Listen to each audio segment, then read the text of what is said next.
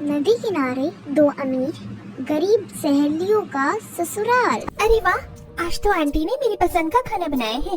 वैसे मैं यहाँ आप सबको खुशखबरी देने आई थी, पर सोच रही हूँ कि आप पहले पेट पूजा कर लो। आंटी, मुझे भी कड़ी चावल खाना है। हाँ बेटा, क्यों नहीं, ये लो, तुम ये खा लो, मैं बाद में खा लूंगी। इस तरह शीला अपने हिस्से का खाना सिमरन को दे देती है और खाना खाते हुए सिमरन अपनी दोस्त और उसके परिवार से कहती है, आंटी आपको पता है मेरा भी रिश्ता लग चुका है और मेरा ससुराल नदी के पास है। मुझे तो सोच के ही खुशी हो रही है। अच्छा मैं चलती हूँ, अगर माँ को पता चला कि मैं यहाँ आई हूँ तो वो बेकार ही नाराज हो जाएंगी। निशा मैं चलती हूँ, कल फिर आऊंगी मिलने। सिमरन अपनी शादी की खबर देकर वहाँ से चली जाती है, जिसके बाद शीला दुखी हो जाती है। शीला, मैं जानता हूँ तुमने अपने हिस्से का खाना सिमरन को दिया था, पर तुम उसे मना भी तो कर सकती थी। कैसे मना करती, बहुत जल्द बच्चों की शादी हो जाएगी, पता नहीं वो फिर कभी मेरे हाथ का कड़ी चावल खा पाती या नहीं। और हम गरीब तो कभी कभी अच्छी चीज खाते हैं और उसे मेरे हाथों का खाना बहुत पसंद है।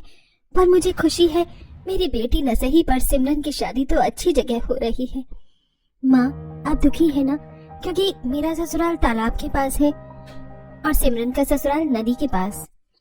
नहीं बेटा, ये सब तो बस किस्मत का खेल है और मैं तुझे हमेशा यही सीख दूंगी कि हम गरीब हो या अमीर, पर जरूरतमंद की हमेशा मदद करना, और कोई भी तेरे घर आए तो तू उसे खाली हाथ मत जाने देना।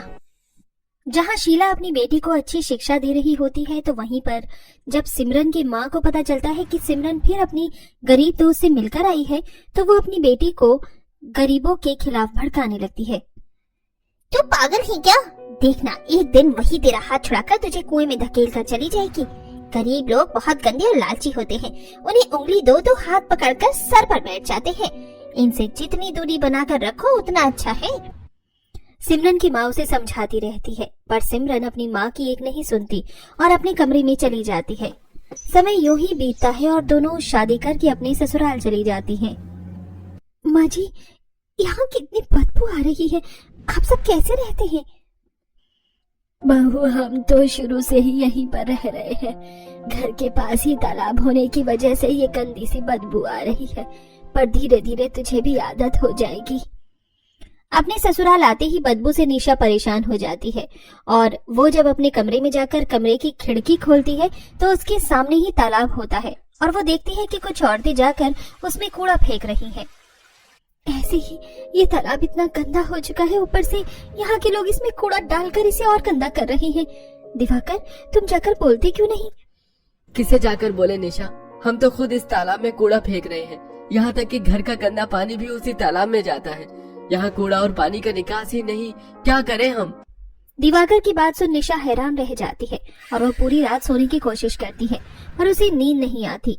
तो वहीं जब सिमरन अपने ससुराल पहुंचती है तो अपने घर के पास साफ सुथरी नदी देख काफी खुश होती है।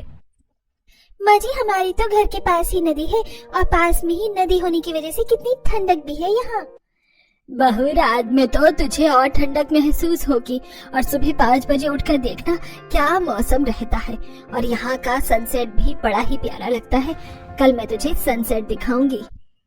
सनसेट का नाम सुनकर सिमरन काफी खुश होती है और वो अपने कमरे में जाती है और कमरे की खिड़की खोल नदी को देखती है। अमित, मुझे तो कल सुबह का इंतजार है, जब मैं सुंदर सुंदर नदी को देखते हुए अपनी पहली रसोई करूंगी। हाँ हाँ, क्यों नहीं, आप चलो सो जाओ, बहुत रात हो गई है।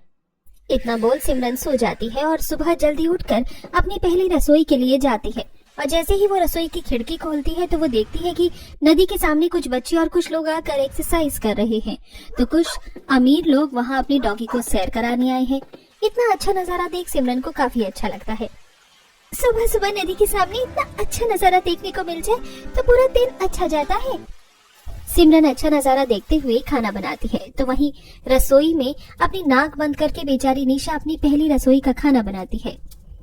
माँ जी, नल का पानी बाथरूम में जमा हो रहा है, लगता है नाली जाम हो चुकी है।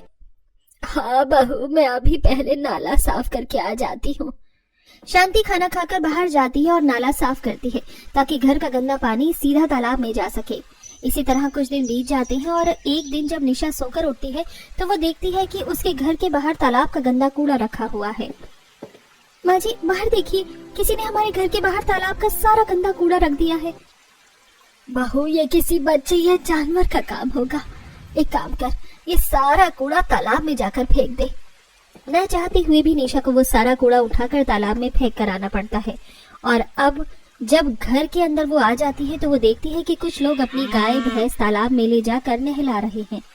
जहाँ एक तरफ निशा अपने तालाब के पास घर होने की वजह से परेशान थी, तो वहीं सिमरन अपने ससुराल में नदी किनारे बैठकर कुछ बच्चों के साथ एंजॉय कर रही होती है। और तभी वहाँ एक बोट वाला आता है। ले बहू, बोट वाला भी आ गया। बैठी है कभी बोट में कि नहीं बैठी? तो चल बैठते हैं। हाँ सिमरन, डरो मत, कुछ नहीं होगा। अब अमित और शांति हाथ पकड़कर सिमरन को बोट में बैठाते हैं और वो लोग नदी में बोटिंग करते हैं। समय यूं ही गुजरता है और एक दिन, अमित कुछ दिनों से मुझे अपनी दोस्त की बहुत याद आ रही है। उसका घर तालाब के पास है, पता नहीं वो कैसे वहाँ रह रही होगी। एक बार उससे मिलने चले क्या? हाँ हाँ सिमरन, क्यों नहीं, कल ही चलते हैं।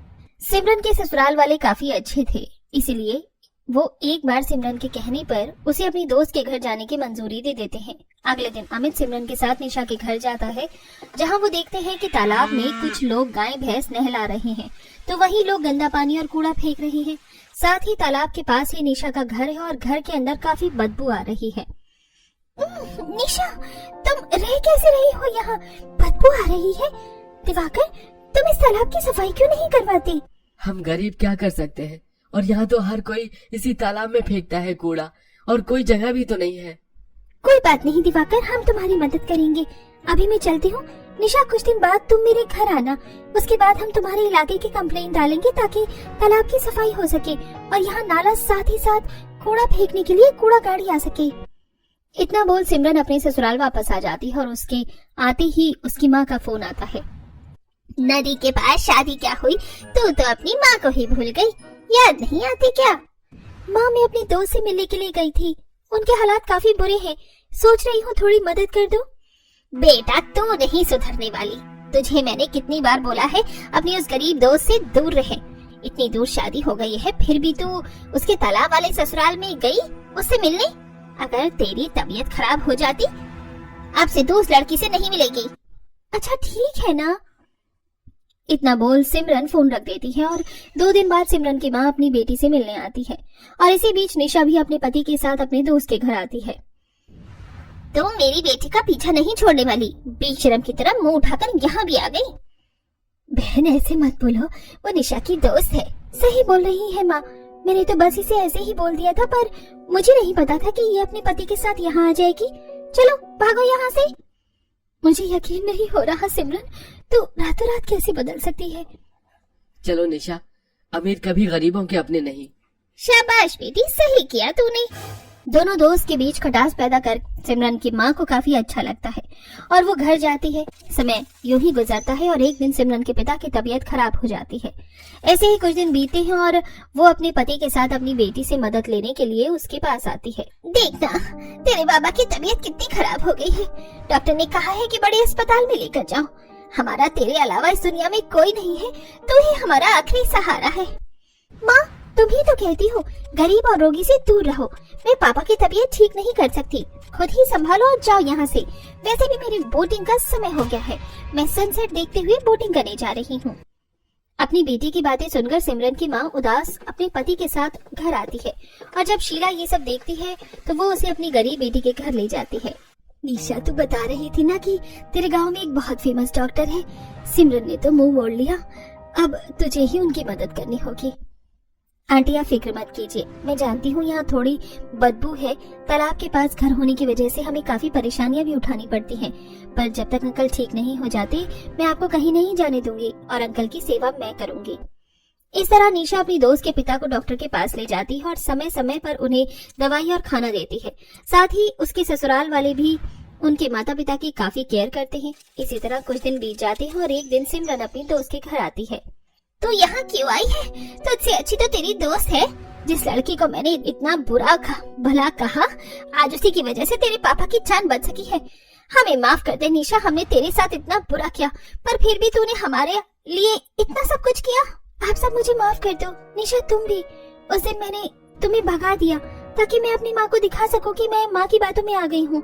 और माँ, मैंने जानबूझकर पापा का इलाज नहीं करवाया, क्योंकि मैं जानती थी निशा आप लोगों की मदद जरूर करेगी और ऐसे आपको कभी भी अपनी गलती का एहसास नहीं होता।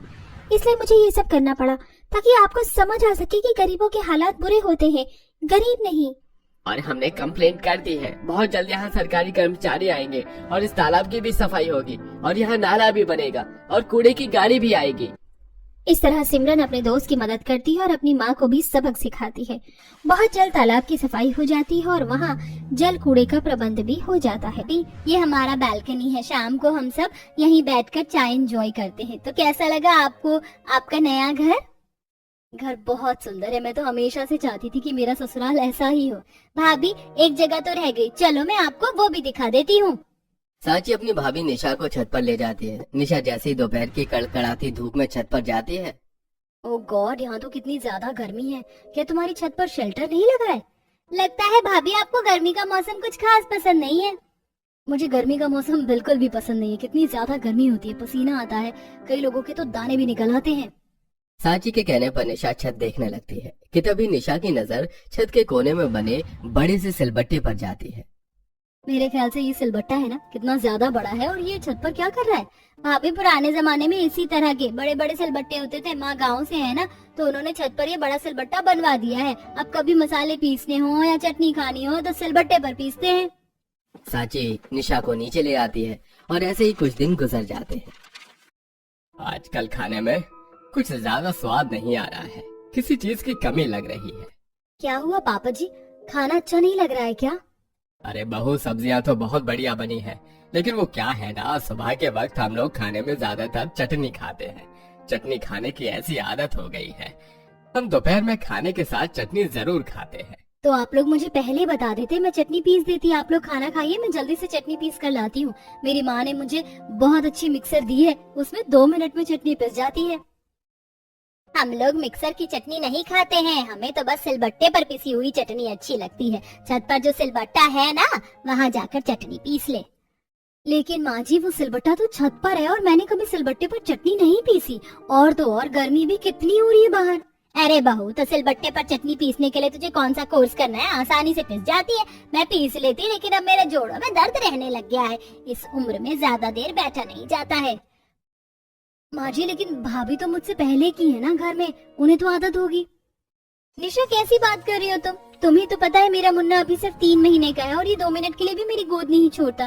देखो, खाना खाने के वक्त भी मैं इसे गोद में लेकर बैठी हुई हूँ। अब इसे लेकर तो मैं धूप में जाऊंगी नहीं, इसलिए तुम ही पीस लो, इससे तुम्हारी आदत भी बन जाएगी। अभी तो हम लोगों ने लगभग खाना खा लिया है, तो तू कल से सुबह और दोपहर के खाने के वक्त सब्जी बनाने के बाद साथ में चटनी भी पीस लेना। चटनी पीसने से ज्यादा निशा को छत पर जाने से डर लग रहा था। अगली दोपहर निशा सारा खाना बनाकर चटनी का सामान लिए जैसे ही चिलचिलाती धूप में छत पर कदम रखती है। ओए माँ, ऐसा लग रहा है छत पर नहीं खोलते हुए अंगारों पर पैर रख दिया हो। निशा जल्दी से नीचे आती है और फिर वापस चप्पल पहनकर छत पर जाती है। निशा को छत पर गए हुए मुश्किल से 2 मिनट हुए थे कि तभी धूप की वजह से निशा का शरीर जलने लगता है।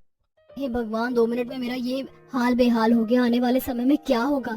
कितनी ज्यादा धूप है। काम करती हूँ, साड़ी के पल्लू से सर ढक लेती हूँ, वरना तवे की तरह खौल जाएगा मेरा सर तो। निशा सिलबट्टे को सबसे पहले पानी से साफ करती है और उसके ऊपर चटनी का मसाला डालकर पीसने लगती है। आज से पहले निशा ने सिलबट्टे का इस्तेमाल नहीं किया था, जिसके चलते उसे चटनी पीसने में काफी दिक्कत होती है। एक तो ये धूप, ऊपर से चटनी भी नहीं पिस रही है।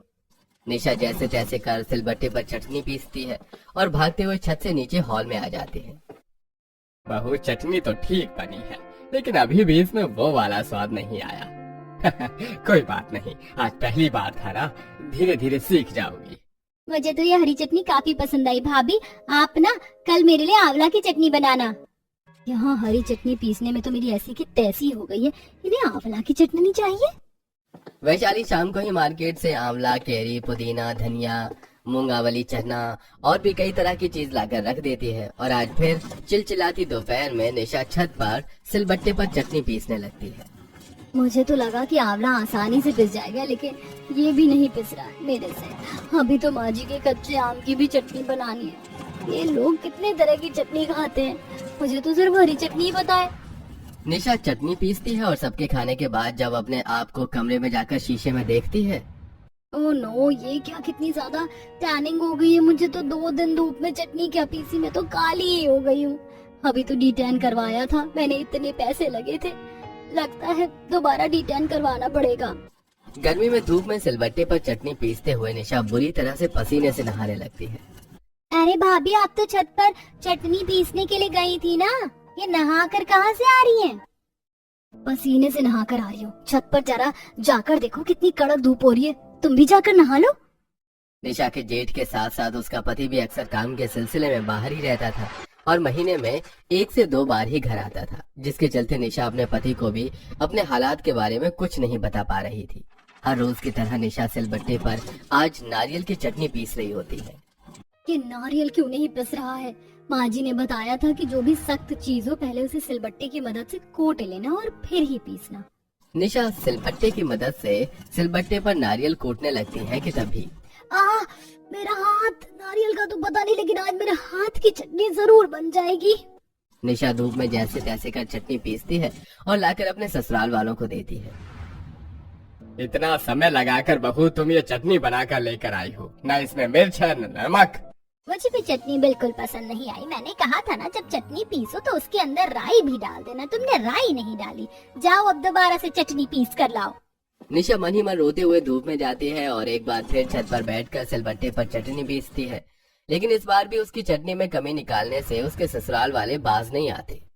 अभी कैसी चटनी बनाई है आपने? प्याज भी ठीक से नहीं पीसी, दरदरी सी हो रही है। कितनी बार कहा है बहू, नारियल की लहसुन की चटनी में तड़का लगा कर लाया कर। ये चटनी बिना तड़के के मजा नहीं आती है। कभी पीसेगी तो बिल्कुल मोटी मोटी चटनी पीस देगी, या तो फिर कभी पानी जैसी बना देगी। 2 से 3 हफ्ते में ही बेचारी निशा कड़कड़ाती धूप में सिलबट्टे पर चटनी पीस पीस कर परेशान हो चुकी थी। वहीं आज निशा का पति ओमकार काम से घर आता है। सबसे मिलने के बाद ओमकार जैसे ही अपने कमरे में जाता है तो देखता है कि निशा सो रही है। निशा की किसी उंगली पर पट्टी बंधी है तो किसी उंगली पर दवाई लगी हुई है। निशा का रंग भी काफी ढल चुका है। ये सब देखकर ओमकार काफी हैरान होता है और निशा को नींद से उठाता है। निशा, निशा, ये तुमने क्या हालत बना ली है? तुम्हारा रंग कितना ढल गया है और तुम्हारे हाथों को क्या हुआ? अच्छा हुआ ओमकार तुम आ गए, पता है मैं तुम्हारा कब से इंतजार कर रही थी।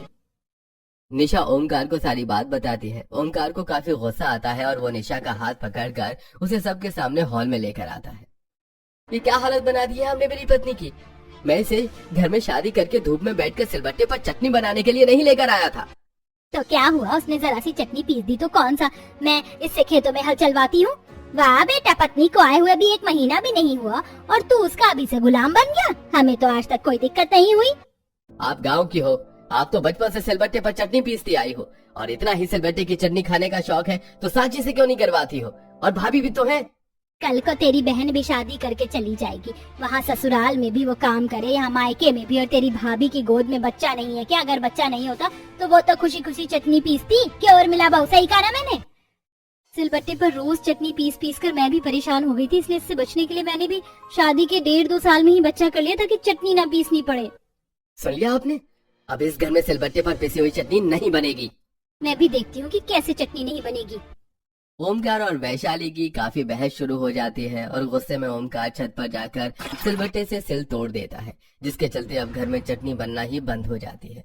बिना चटनी के घर में कोई भी दोपहर में ठीक से खाना नहीं खा रहा था, जिसे देख निशा को बिल्कुल भी अच्छा नहीं लगता और वो आज दोपहर के खाने में सबके लिए चटनी लेकर आती है। ये लीजिए माँ जी, चटनी खाइए। आज मैंने आप सबकी मनपसंद चटनी बनाई है। नहीं खानी चटनी, ये तूने मिक्सर में बनाई होगी और हमें मिक्सर वाली चटनी बिल्कुल भी नहीं पसंद। माँ जी, मैंने मिक्सर में नहीं बनाई, एक बार खाकर तो देखिए। सभी लोग जैसे ही चटनी को चखते हैं तो सबको वो काफी ज्यादा पसंद आती है और सबको सिलबट्टे की चटनी जैसा ही स्वाद आता है।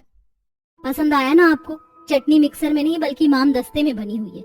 ये सिलबट्टा तो छत पर बना था, इसलिए मुझे धूप में वहीं बैठकर चटनी पीसनी पड़ती थी। सिलबट्टा टूटने के बाद आप लोगों ने दोपहर का खाना खाना ही बंद कर दिया था, इसलिए मैं कल ही बाहर से इमाम दस्ता लेकर आई हूँ। अब मैं किचन में खड़े खड़े आराम से इमाम दस्ते में चटनी पीस सकती हूँ। बिल्कुल सिलबट्टे का ही स्वाद देता है ये भी। और अब से निशा इमाम दस्ते में ही चटनी पीसती है, जिसे उसे धूप में जलना भी नहीं पड़ता और उसके ससुराल वालों को भी पुरानी चटनी का स्वाद मिलता है।